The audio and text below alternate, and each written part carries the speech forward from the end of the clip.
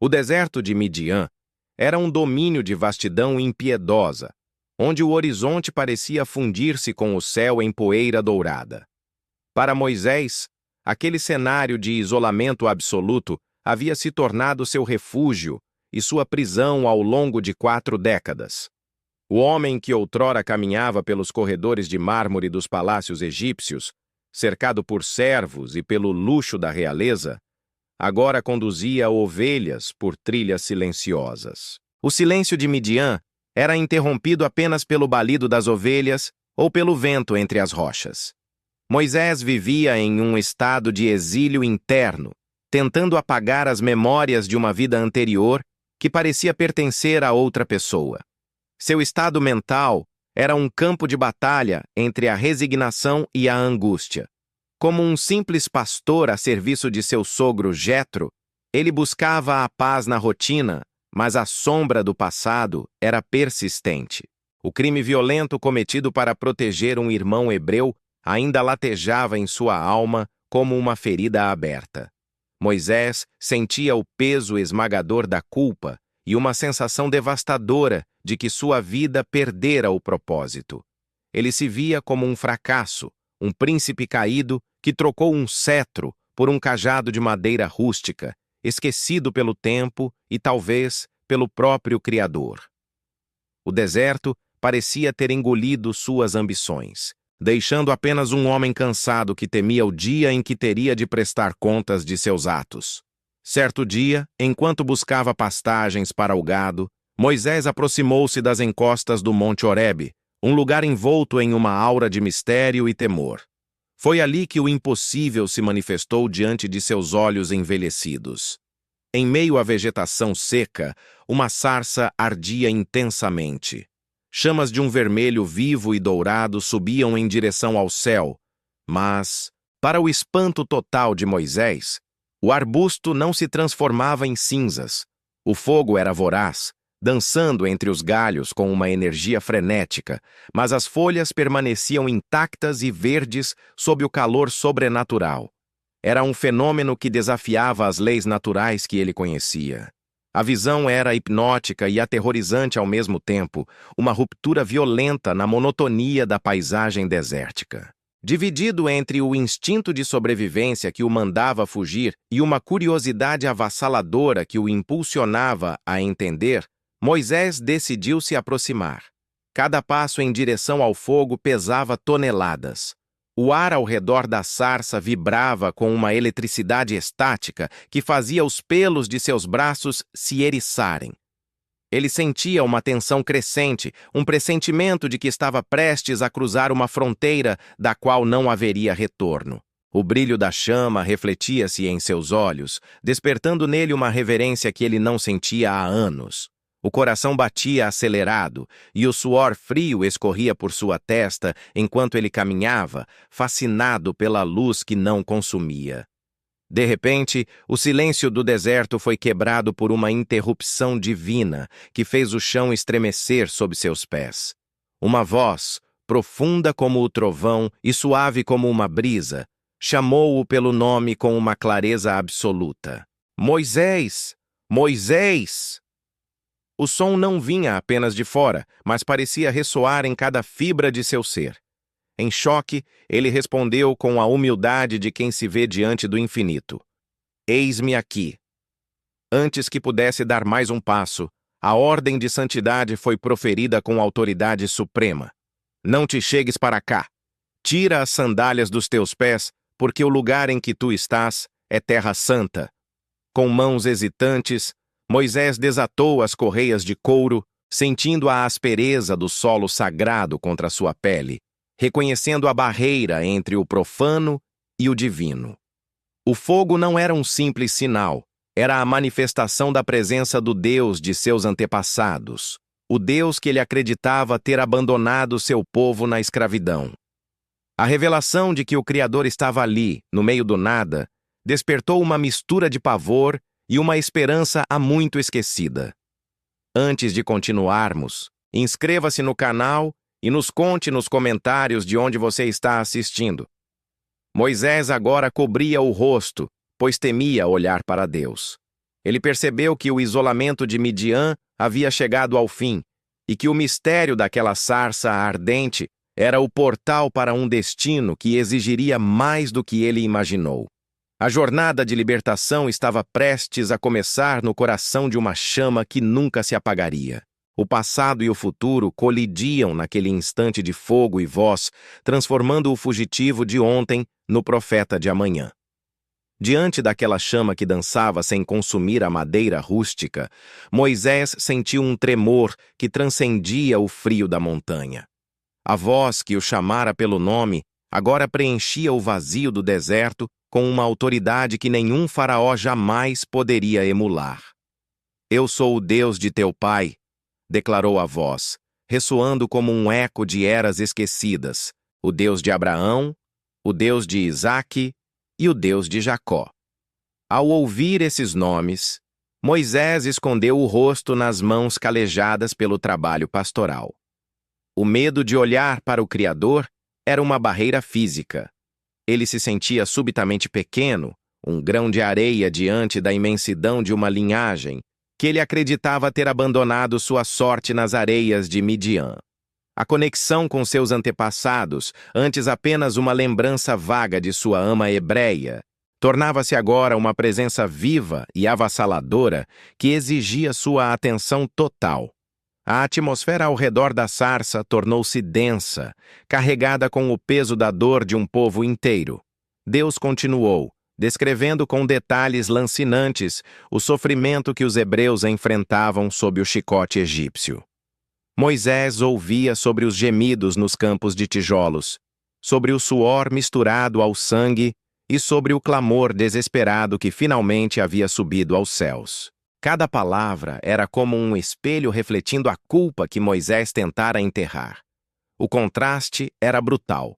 Enquanto ele desfrutava da paz monótona de Midian, seus irmãos eram esmagados pela opressão que ele outrora observara de longe nos palácios. O chamado direto veio como um golpe de misericórdia em sua zona de conforto. Deus ordenou que Moisés retornasse ao Egito para confrontar o faraó e liderar a saída dos filhos de Israel. A resistência de Moisés manifestou-se instantaneamente, nascida de um profundo senso de inadequação. "Quem sou eu?" ele questionou, com a voz embargada pela dúvida. Para Moisés, ele era apenas um fugitivo, um assassino que escapara da justiça e um homem que perdera a eloquência após 40 anos, conversando apenas com ovelhas e com o silêncio. Ele tentava encontrar em si mesmo as ferramentas para tal missão, mas encontrava apenas lacunas. No entanto, o Deus da sarça não buscava currículos, mas submissão. Quando Moisés perguntou qual nome deveria dar aos filhos de Israel se o questionassem, a resposta que recebeu mudou sua compreensão da existência. "Eu sou o que sou", proclamou a voz. Não era apenas um nome, mas uma definição de soberania absoluta, uma força eterna que não dependia de nada nem de ninguém para existir.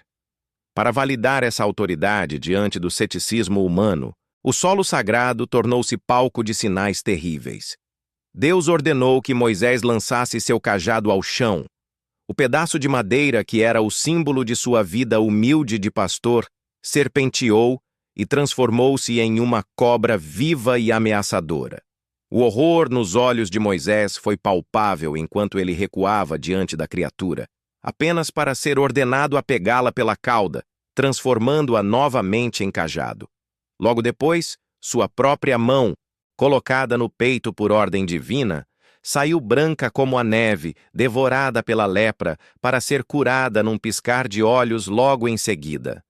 Os milagres eram demonstrações de que a natureza e a carne estavam sob o domínio daquela voz, mas o medo de Moisés era mais profundo do que qualquer prodígio visual pudesse curar rapidamente. O ponto de ruptura aconteceu quando a lógica humana de Moisés tentou uma última cartada desesperada. Ele implorou para que Deus enviasse qualquer outra pessoa, expondo sua gagueira e sua insegurança como escudos contra o destino. Naquele instante, a paciência divina deu lugar a uma ira que não buscava punir, mas moldar. A sarça pareceu brilhar com uma intensidade ainda maior, enquanto Deus revelava que não o deixaria sozinho. A provisão já estava em movimento. Arão, seu irmão, já estava a caminho para ser sua voz diante do trono do Egito. O isolamento de Moisés havia terminado definitivamente, e o plano de libertação agora possuía uma estrutura humana infalível, sustentada pelo poder sobrenatural que se recusava a aceitar um não como resposta. A aceitação finalmente desceu sobre a alma de Moisés como um orvalho pesado após uma noite de tempestade.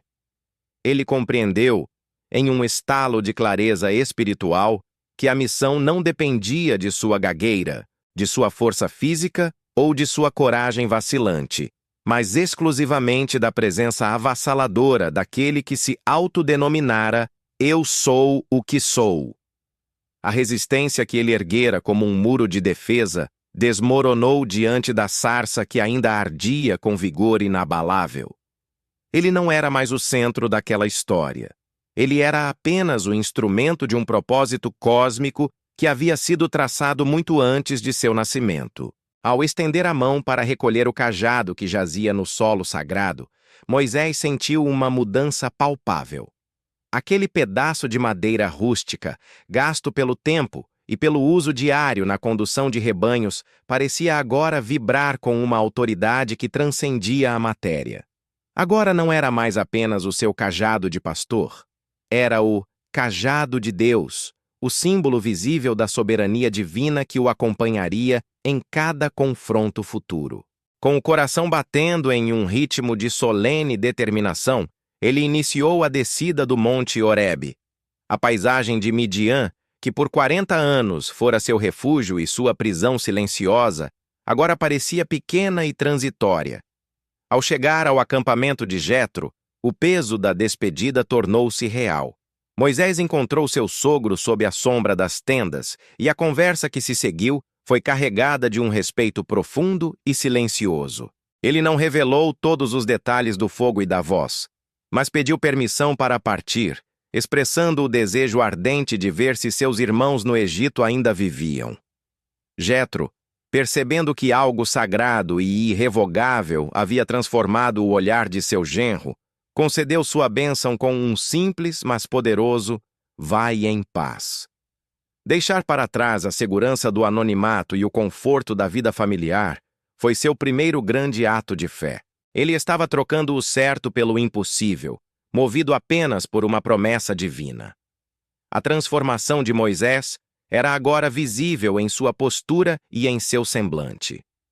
O homem que subira a montanha como um pastor carregado de culpas e hesitações, descia-a como um líder de nações.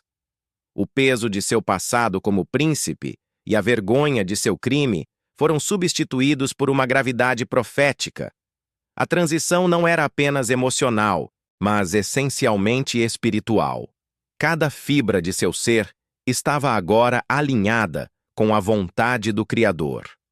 Ao iniciar a longa jornada de volta ao Egito, cada passo nas areias escaldantes representava um enfrentamento deliberado de seus maiores traumas.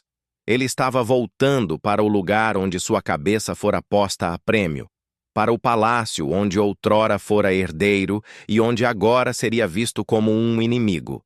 No entanto, o medo que antes o paralisava fora consumido pelo fogo da sarça que permanecia acesa em sua memória. No meio da vastidão do deserto, a promessa divina encontrou sua primeira confirmação física. Ao longe, Moisés avistou uma figura que se aproximava com passos apressados sob o sol escaldante. À medida que a distância diminuía, o reconhecimento trouxe um alívio que inundou sua alma. Era Arão. O encontro dos dois irmãos, após décadas de separação, foi um momento de intensa emoção e lágrimas de alegria. O abraço de Arão não era apenas um reencontro familiar, mas a prova viva de que Deus estava cuidando de cada detalhe, enviando a voz que Moisés temia não possuir. Arão, guiado por uma força invisível, ouvira o chamado e viera ao encontro do irmão para ser seu parceiro na libertação. Naquele momento, a liderança do Êxodo estava consolidada. A determinação de Moisés foi fortalecida pelo apoio fraternal e a dupla avançou rumo ao horizonte onde o império aguardava seu fim. A conclusão dramática da jornada ocorreu quando as silhuetas das grandes pirâmides surgiram no horizonte, recortadas contra o céu de cor púrpura. O Egito estava diante deles. Moisés não olhava para as construções colossais como o príncipe que um dia admirou sua grandeza, nem como o fugitivo que temia sua sombra. Ele as via agora como o palco de uma libertação que abalaria os alicerces do mundo antigo. Ele era o porta-voz do Criador, e o cajado em sua mão era o selo de sua autoridade. A reflexão final que pairava no ar era de que um encontro de poucos minutos diante de uma chama divina tinha o poder de alterar para sempre o destino de milhões de pessoas. O deserto de Midian ficava para trás, e o caminho para o Mar Vermelho começava agora. Moisés avançava com a certeza de que aquele fogo que não se apagava na montanha agora ardia dentro dele, guiando cada passo rumo à liberdade definitiva de seu povo.